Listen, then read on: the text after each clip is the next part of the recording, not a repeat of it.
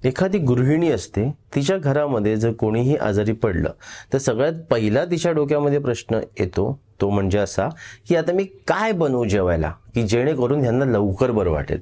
मित्रांनो, आज मी तुमच्याकडे असाच एक पदार्थ घेऊन येणार आहे की ज्याच्याने तुम्हाला ताप आलेला असेल आणि तुम्ही पदार्थ खाल्ला तर ताप कमी व्हायला मदत तर होईलच, पण त्याचबरोबर तापामध्ये आलेला वीकनेस सुद्धा कमी होईल.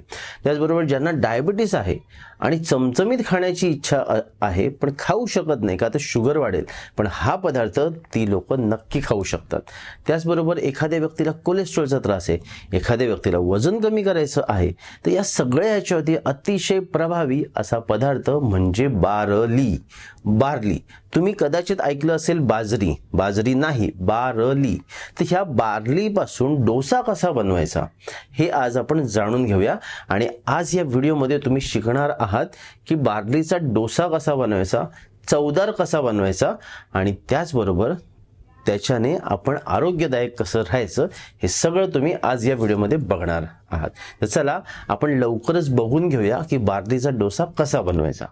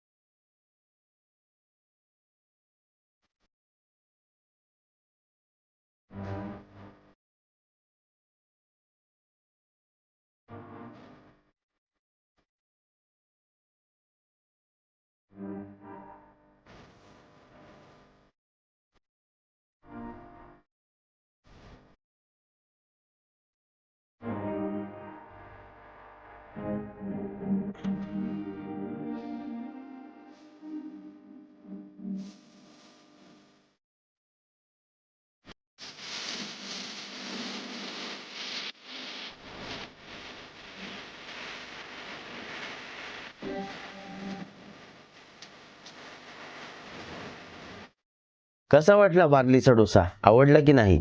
करून नक्की बघा आणि त्याचा वापर रोजच्या जेवणामध्ये करा जेणेकरून तुम्ही आरोग्यदायक राहण्यासाठी तुम्हाला मदत होईल. बार्ली कोणी नाही खायची ते पण लक्षात घ्या.